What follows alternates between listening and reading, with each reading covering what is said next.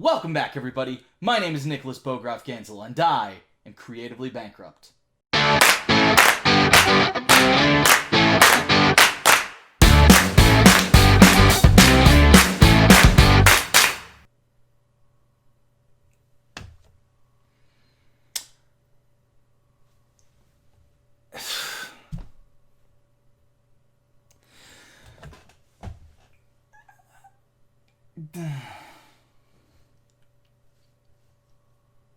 Fuck it.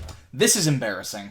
And there's really not an elegant way to dive into this, so I'm just gonna dive into it. Do you remember how at the end of last episode I had that whole thing about how pilots are really supposed to hook you at the end, and they should really have that kind of thesis statement over what the show is about and why you should keep watching and what is really the premise so you can just dig into it and understand and you feel the need to just binge the entire show? Well, it turns out they did that. And I missed it. For those of you who watched Fleabag without talking over all the important parts, you already know what I'm talking about. At the end of the pilot, there's that huge revelation that, oh my god, this blonde friend we keep seeing killed herself. By accident, but killed herself. And I didn't realize that's who we were talking about. I really just thought it was a random friend. And I'm sure I heard her say that it was a friend she started the cafe with, but it didn't I didn't realize the blonde friend was the friend she started the cafe with, so to me it was just another friend we've never met. That's the one who helped her start the cafe, and now she's on her own, and it tied into the stealing the statue thing, because it's like, oh, now she's financially on her own. I've been editing the first episode, and oh my god, were the warning signs there, if only I didn't talk over them. Or edit them out because I thought they weren't important at the time. Basically, the whole scene where she's breaking up with her boyfriend, once you know her friend has recently killed herself, it becomes apparent that, oh, kind of the reason he took her back was because of this whole thing with her dead friend. He has a line where he's saying, "You can't say I didn't try to be there for you, because I've really tried." And basically everyone has that attitude towards her throughout the whole episode. The sister tries to talk to her, and she's like, "I'm not ready to talk about it." And, then the sister randomly tries to hug her. Everyone who knows her kind of is tiptoeing around this thing that then gets revealed at the end. By the way, my only friend killed herself. That's a pretty damn good hook to have at the end of the pilot. Shit, in a spec pilot I'm currently working on, that's not too far off from the hook. So, yeah, I botched that one. Because not only, oh man, that would have made for such a more interesting discussion section too at the end. Where I'm just talking about, oh, I'm interested to see where it goes. I completely missed how this recontextualized the entire pilot. And probably the entire show.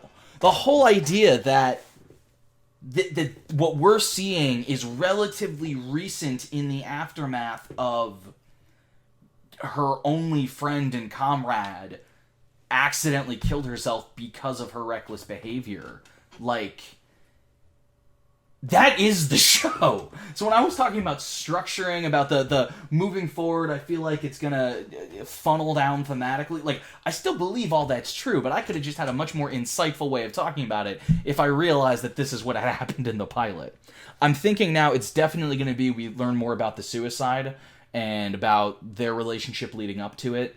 I don't know if there's going to be some kind of fight between them before it and they left on a bad note.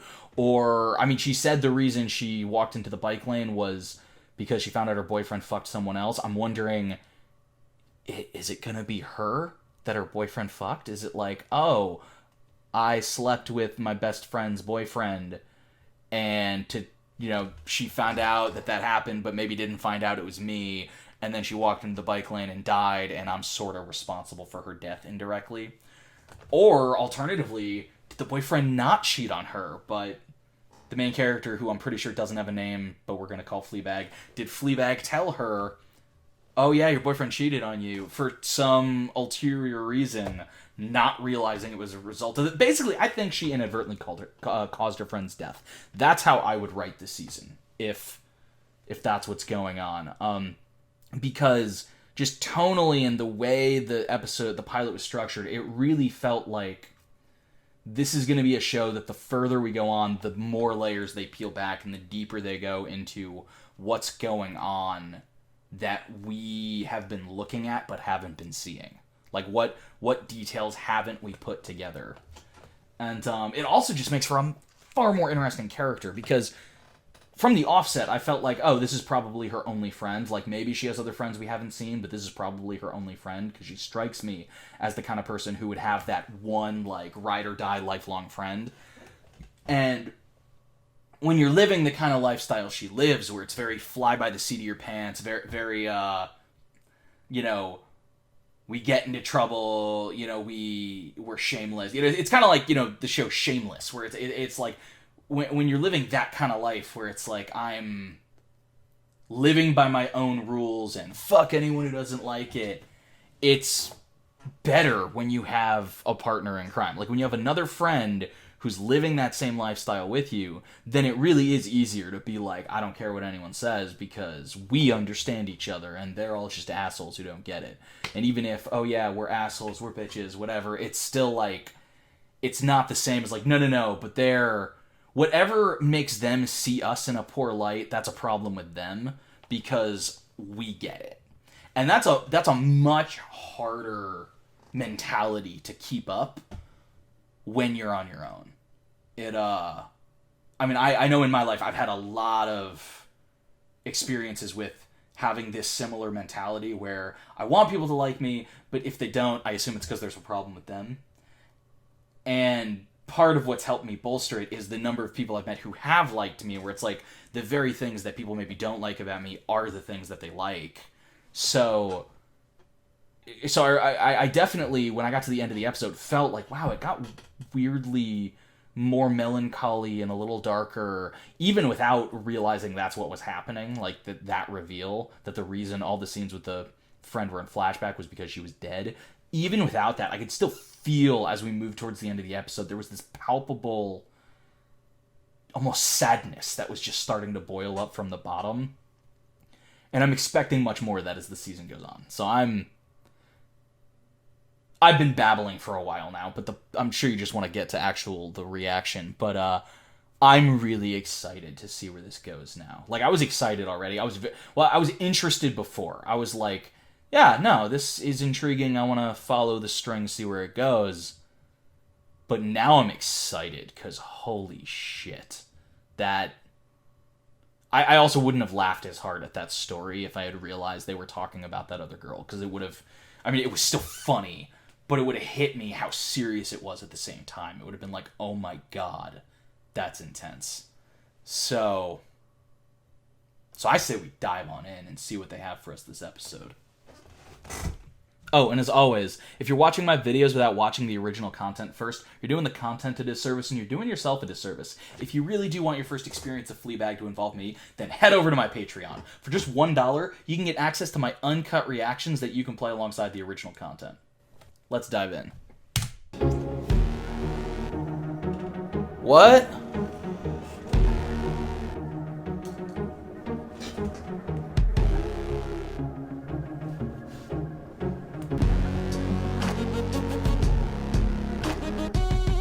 Period's coming. Holy shit! Okay, that was a great opening scene. My wife in my study. Hello. Give me 2. Gangbangs, Asian. I'd put a tenner on it. Finished. Can you leave us? Why? He's organising your surprise birthday party.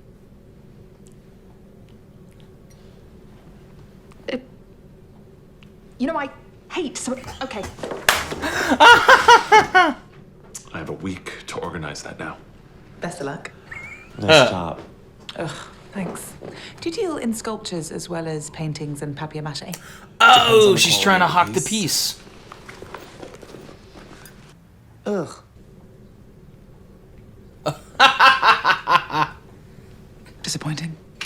A few times, he's even cleaned the whole flat. Like it's a crime scene. I considered timing a breakup for when the flat needs a bit of a going over.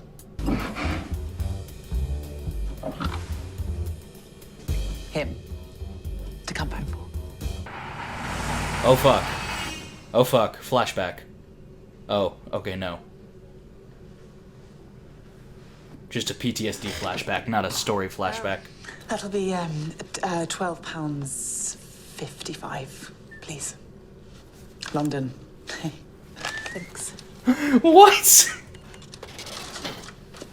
And he still bought it. I'm sorry, I don't have any change.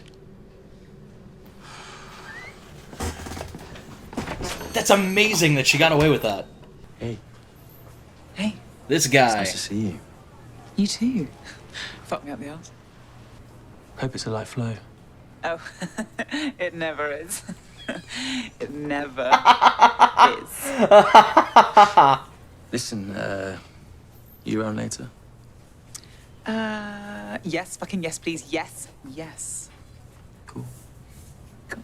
I love her interactions with him because they remind me the most of my own, like, attempts to express what I want without seeming too eager. Myself by how I look. Oh, shit. Oh, that is not hygienic. Sorry. Hello, baby Robin. I suppose you should meet Hillary. Hi, 2 years ago, Okay, the most important thing is if you don't like it, we can't take it back, okay? Okay. Happy birthday. I'm sorry, I panicked. As long as I can wear it or eat it, I'm happy. You can do both of those things. What is this? What is I don't know. this? Something to love? You can eat it and wear it. Beautiful. You idiot. I love the logic of I panicked. Ask me a question. When did you realise you were so good looking? I knew I was different when I was about 9. But shit got real around 11. She got real. You know, aunts got weird. I have another question. This is like some straight up Derek Okay. Zoolander shit right here. Do you ever feel lonely? Yeah, Fuck, man. of course. Why you gotta do that? Do you? Never. Asshole. Do you want some pineapple? That kind of makes up for it. Yeah. I really do want some pineapple right now. Mustn't call.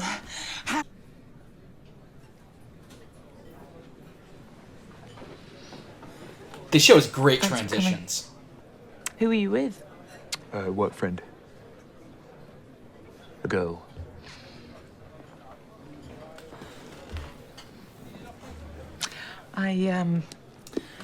Okay, in the first episode, she was the weird one. I found this. I'm starting to think they're all weird. I'm not going to. If this is about us getting back together, I was serious. This time, I'm not just going to come running back. I really just need some time away from. I'm so glad you called. So glad you picked up. Masturbate a lot these days. Especially when I'm bored. Or And angry. she's bored right now. Or upset. Can we just... Or happy. Or... Yeah. So, No, could you just... Just stay there. Just don't... Yeah, no, just... Yeah, shh. yes, of course, the best sex of all, where you Yes, don't yes. touch each other. Just... Oh, God.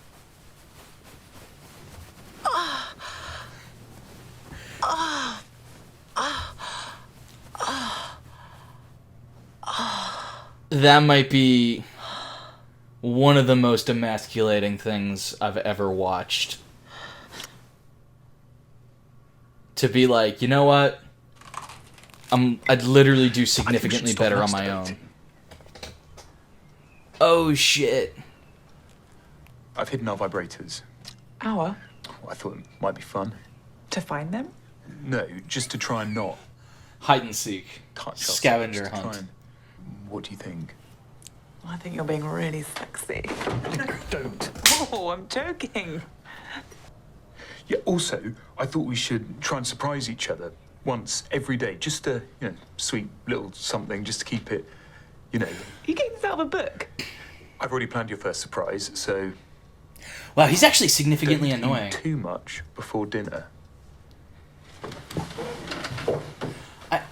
I didn't get that from the first See you episode. later. He very much seemed like he was a I normal. will see you later, too. Jesus Christ.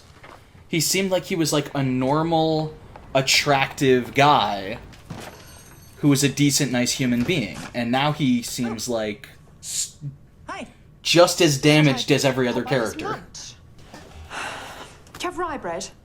No, but I have some normal bread you can puke up after. Listen, I don't want to know anything about this surprise party, but if you could just come in Oh! mind this Friday at 7:30, that'd be great. I can organise it and act surprised, but if you could just, do you know what? Why don't I just do it? I can organise it, do the food, act surprised, and just take it off your hands. I mean, I can see that you're busy, so. Okay, if you want. Well, I don't want to, but I think it'd be easier for everyone if I could just. Okay. I mean, I've done it. It's done. It's this Friday at 7:30 at mine.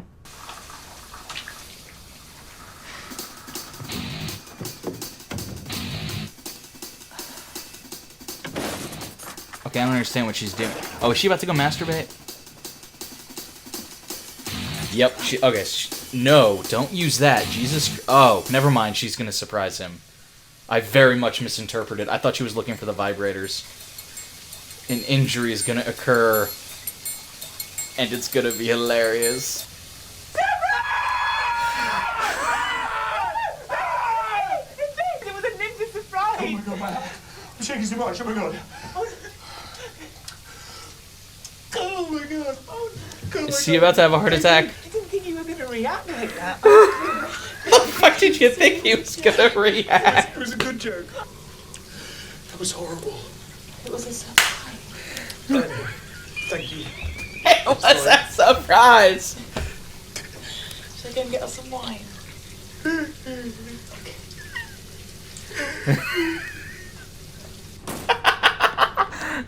I know what you look like. I know what you took.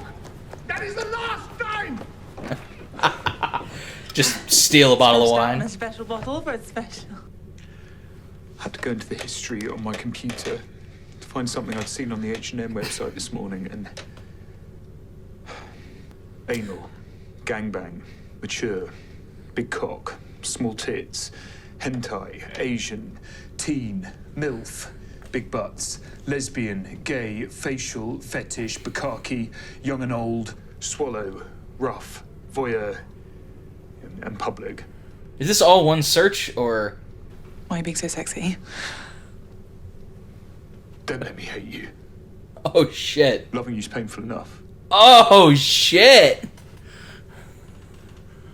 Okay, sorry. But I really think you should write that down. He should write that down. 100%. Don't make me... Hate you. Yeah, I know, thank you. That would be me. I would be 100% her, the one who's like, yeah, this was it. What am I doing? Do you want to be alone? Like right now? Yeah, kinda. You will never see me again. I don't hate you. I'm scared for you. He's gonna write that down. Write it down. Yes! I'm not going to clean. It's still in pretty good shape. So It's still in pretty good shape. if I don't see you after that, goodbye. Forever. Wow.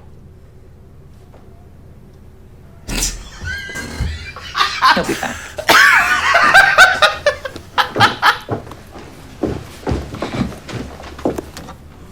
Oh, shit.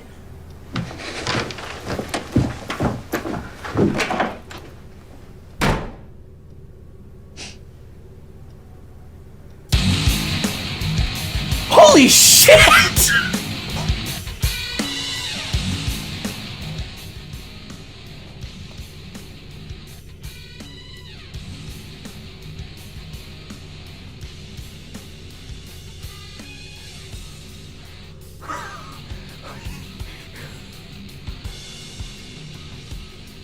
Right before it ended, I had like that hunch of like, oh my god, is this gonna be it? Is this the ending? Holy shit. That is how you end a fucking episode. Oh my god. That was amazing. That was fucking incredible. I loved that. The episode as a whole, I really liked. I thought it was a really good follow-up. There was sort of a portion in the middle that was a little slower, but I think that was more just because I'm tired, not because it actually was less funny, because there was a lot of... in the first episode, they also had a lot of that humor where it was kind of like, we're going to let the scene play out slowly so that the laugh slowly builds, like when her sister came over and was like... basically working around to the fact that she had already planned her own surprise party because she hates surprise parties. That scene was implicitly funny, but I'm a little tired, so I wasn't like laughing as hard as I should have been.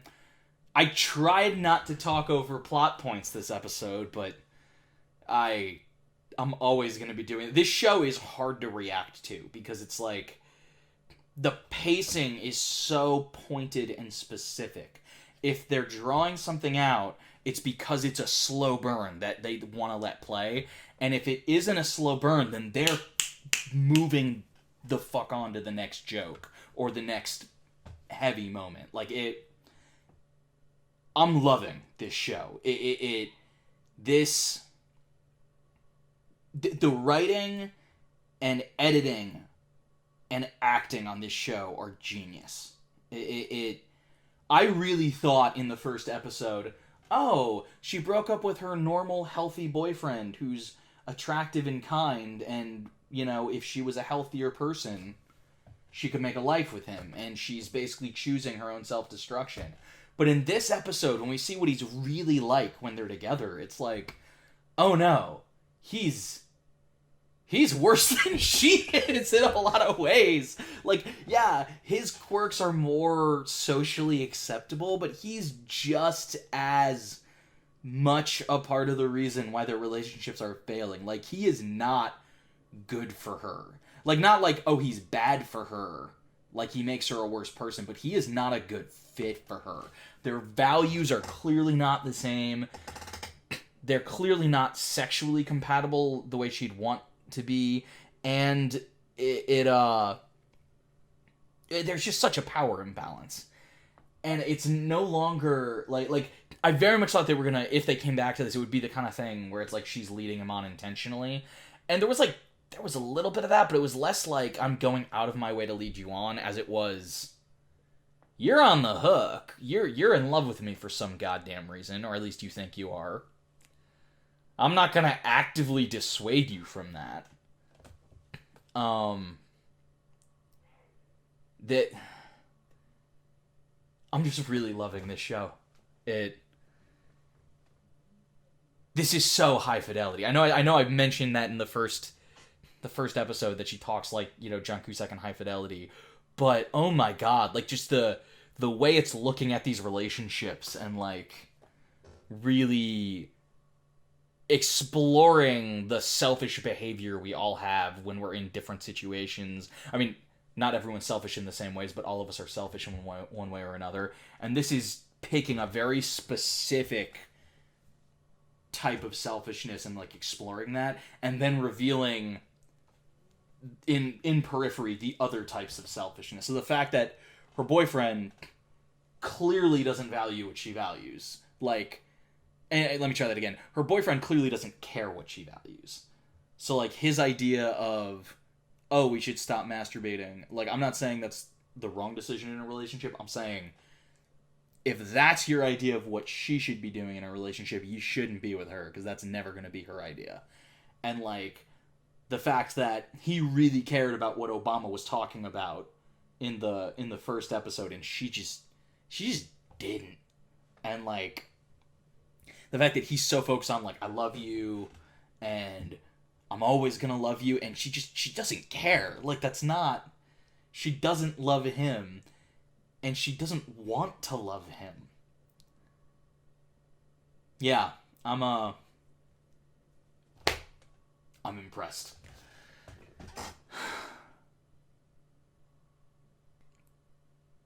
We did learn a little bit more about the suicide this week. Just a little bit. We learned that it made the papers.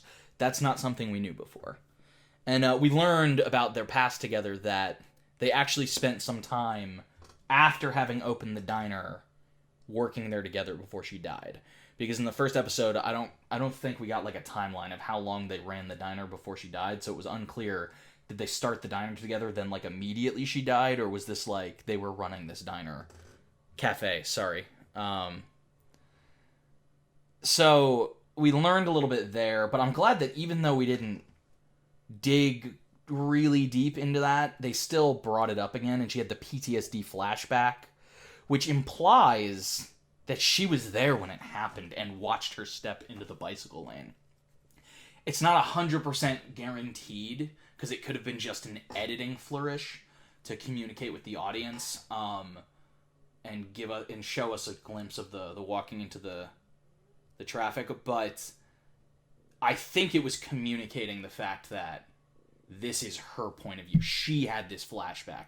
The edit's not just artistic and like, oh look, this was a similar thing, like drawing a thematic parallel. It's actually like she saw it happen. But that's just my assertion. I definitely think by the end of the show we're going to see it happen now.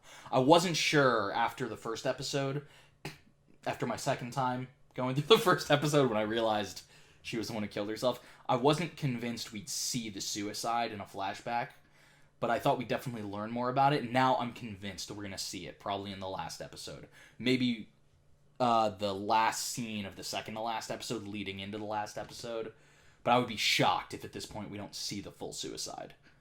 Like, maybe not her getting flipped over the car or whatever, but like the context immediately surrounding it. And the statue came back, which is cool. And it didn't have a clear resolution, so I'm thinking that actually is going to be a running thing on the show. At least for the next episode. Maybe not the whole season. But